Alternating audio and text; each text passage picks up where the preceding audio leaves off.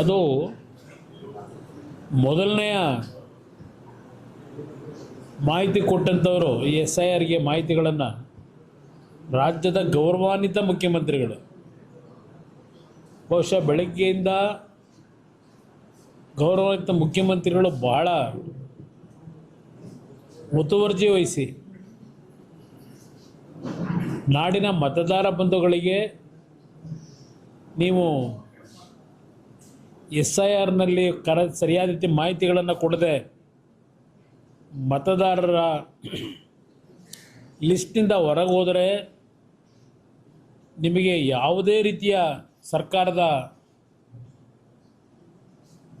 ಏನು 5 ಗ್ಯಾರಂಟಿ ಯೋಜನೆಗಳಿದೆ ಎಲ್ಲದರಿಂದ ನೀವು ವಂಚಿತರಾಗ್ತೀರಿ. ಈ ಒಂದು ದೊಡ್ಡ ಪ್ರಚಾರದ ಮುಖಾಂತರ ಮುಖ್ಯಮಂತ್ರಿಗಳು ನಾಡಿನ ಜನತೆಗೆ ಜಾಗೃತಿ ಮೂಡಿಸ್ತಕ್ಕಂಥ ಕೆಲಸ ಮಾಡಿದಂಥ ಹಿನ್ನೆಲೆ ಇರಬೇಕು. ಬಹುಶಃ ಪ್ರತಿನಿತ್ಯ ಆ ಕಾಂಗ್ರೆಸ್ನ ಅಧ್ಯಕ್ಷರು, ಕಾಂಗ್ರೆಸ್ನ ಮುಖಂಡರುಗಳು SIRನ ಒಂದು ವಿಷಯದಲ್ಲಿ ಅತ್ಯಂತ ಕಟುವಾದ ಪದಗಳಿಂದ ಮಾತನಾಡ್ತಕ್ಕಂಥದ್ದೇನಿದೆ ಬೇರೆ ರಾಜ್ಯಗಳಲ್ಲಾಗಿರ್ತಕ್ಕಂಥದ್ದು. ಇವತ್ತು ಮುಖ್ಯಮಂತ್ರಿಗಳ ಪ್ರೇರಣೆ ಇರಬೇಕು ಅಂತ ಕಾಣಿಸ್ತದೆ ಅಂತ ಅದಕ್ಕೆ ಹೇಳಿದೆ. ರಾಮನಗರದಲ್ಲಿ ಈ BLOಗಳು ಚೌಲ್ಟ್ರಿಗಳಲ್ಲಿ ಕೂತ್ಕೊಂಡು ಸಾವಿರಾರು ಜನಗಳನ್ನು ಅಲ್ಲಿ ಕರೆಸಿ ಈ ಒಂದು ಮಾಹಿತಿಗಳನ್ನು ಚೌಲ್ಟ್ರಿಲಿ ಕೂತ್ಕೊಂಡು ಏನು ಮಾಡ್ತಾ ಇದ್ದಾರೆ, ಪ್ರತಿ ಮನೆಗೆ ಹೋಗಬೇಕಾದಂಥದ್ದು ಆ BLOಗಳ ಒಂದು ಕರ್ತವ್ಯ ಇರ್ತಕ್ಕಂಥದ್ದು.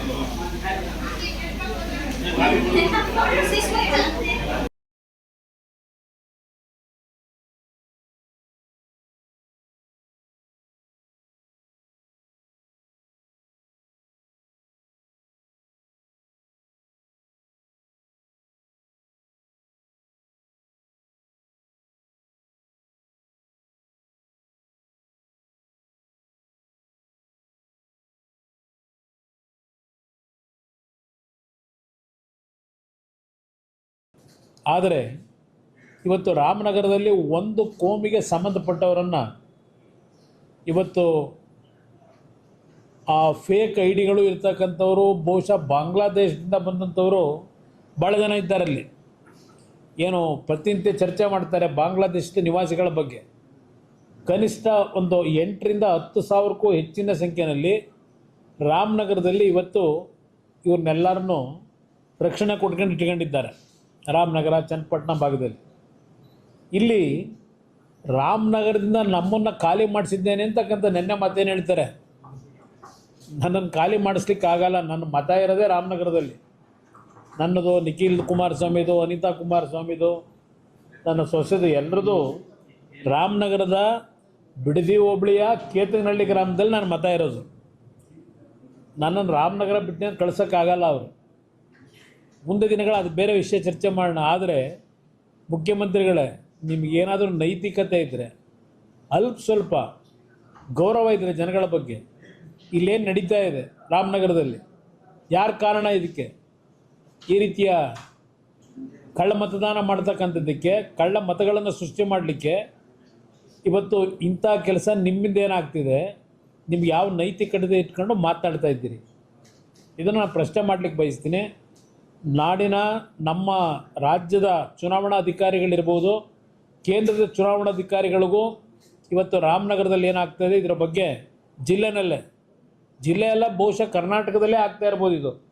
ಇದು ಒಂದು ನಮ್ಮ ಮುಂದೆ ಸಿಕ್ಕಿರ್ತಕ್ಕಂಥದ್ದು.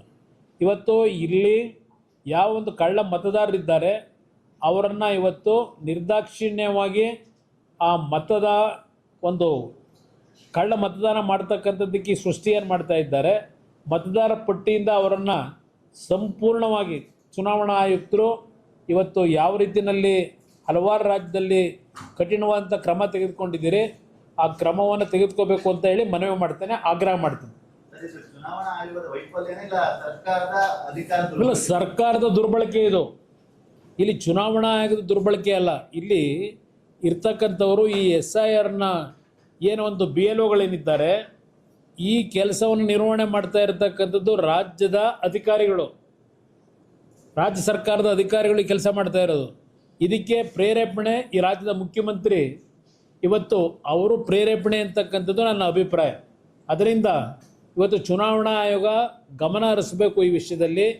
ತಕ್ಷಣ ಇದು ಕ್ರಮ ತೆಗೆದುಕೊಂಡು ಅತ್ಯಂತ ಸೂಕ್ತವಾದ ರೀತಿಯಲ್ಲಿ ಇದು ಪ್ರಾಮಾಣಿಕತೆಯಿಂದ ಇವತ್ತು SIRನ ಪ್ರಕರಣ ಇವತ್ತೇನು ಪ್ರಕ್ರಿಯೆ ನಡೀಬೇಕಾಗಿದೆ ಅದು ನಡೀಬೇಕು ಅಂತಕ್ಕಂಥದ್ದನ್ನು ಮನವಿ ಮಾಡ್ತೇನೆ.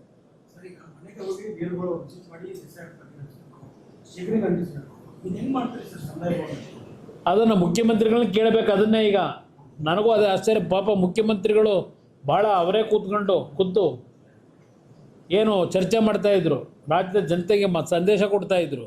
ಇವತ್ತು ಜಿಲ್ಲಾಧಿಕಾರಿ ಏನು ಮಾಡ್ತಾ ಇದ್ದಾರೆ? ಜಿಲ್ಲಾಧಿಕಾರಿನ ಇದೇ ಕೆಲಸಕ್ಕೆ ಬಿಟ್ಕೊಂಡಿದ್ದಾರೆ. ಅಲ್ಲಿ ಅವ್ರ ಮೇಲೂ ಕ್ರಮ ತೆಗೆದುಕೋಬೇಕು ಅಂತಕ್ಕಂಥದ್ದು ನಾನು ಆಗ್ರಹ ಮಾಡ್ತೀನಿ. ಈ ಸಂದರ್ಭದಲ್ಲಿ ಜಿಲ್ಲಾಧಿಕಾರಿಗಳನ್ನು ಒಳಗೊಂಡಂತೆ ರಾಜ್ಯ ಸರ್ಕಾರದ ಅಧಿಕಾರಿಗಳು ಬಹುಶಃ ಇದು ಬರೀ ರಾಮನಗರದಲ್ಲ, ಇಡೀ ರಾಜ್ಯದಲ್ಲಿ ಈ ಪಿತೂರಿ ಈ ರೀತಿಯ ಅಕ್ರಮ ಮತದಾರರ ಪಟ್ಟಿಯನ್ನು ಇವತ್ತು ಮಾಡ್ತಕ್ಕಂಥವ್ರ ಮುಖಾಂತರ ಪಾಪ 2028ಕ್ಕೂ ಮುಖ್ಯಮಂತ್ರಿ ಆಗಲಿಕ್ಕೆ ಕನಸು ಕಾಣ್ತಾ ಇದ್ದಾರೆ ಅನ್ನೋದು ನನ್ನ ಅಭಿಪ್ರಾಯ. ನಾನು ಚುನಾವಣಾ ಆಯೋಗಕ್ಕೂ ಇದ್ರ ಬಗ್ಗೆ ಪತ್ರವನ್ನು ಬರೀತೀನಿ. ಅದರ ಜೊತೆಗೆ ಗೃಹ ಸಚಿವರ ಗಮನಕ್ಕೂ ಇದನ್ನು ತರೋದ್ರ ಮುಖಾಂತರ ಇವತ್ತು ಈ ರೀತಿ ಕರ್ನಾಟಕದಲ್ಲಿ ಈ ಒಂದು ಅಧಿಕಾರವನ್ನು ದುರ್ಬಳಕೆ ಮಾಡಿ ಪಶ್ಚಿಮ ಬಂಗಾಳದಲ್ಲಿ ಆಗಿರತಕ್ಕಂಥ ರೀತಿಯಲ್ಲೇ ಇಲ್ಲೂ ಇವತ್ತು ಈ ಅಕ್ರಮ ಏನು ಮಾಡಲಿಕ್ಕೆ ಹೊರಟಿದ್ದಾರೆ. ಇದನ್ನು ನಾನು ಕೇಂದ್ರದ ಚುನಾವಣಾ ಆಯುಕ್ತರಿಗೂ ಗಮನಕ್ಕೆ ತರ್ತೇನೆ. ಅದರ ಜೊತೆಗೆ ಕೇಂದ್ರ ಸರ್ಕಾರದ ಗೃಹ ಮಂತ್ರಿಗಳಿಗೂ ಈ ವಿಷಯವನ್ನು ನಾನು ತರಬೇಕು ಅಂತ ಇದ್ದೇನೆ. ರಾಜಧಾರಿ ಟಿವಿ, ಅಡೆತಡೆ ಇಲ್ಲದ ಪ್ರಜಾದಾರಿ.